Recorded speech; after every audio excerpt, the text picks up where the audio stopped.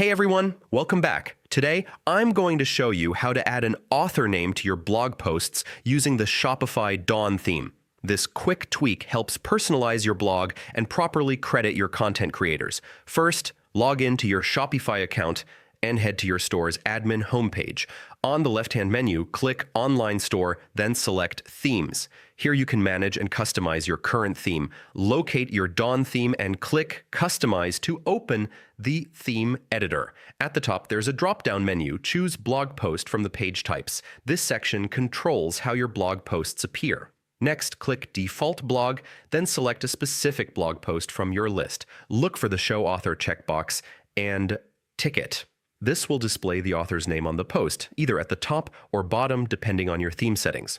Finally, don't forget to click Save at the top right to keep your changes. And that's it. Now every blog post can showcase the author, giving your site a more professional and personalized touch. Thanks for watching and happy blogging. Don't forget to like, comment, and subscribe for more Shopify tips and tutorials.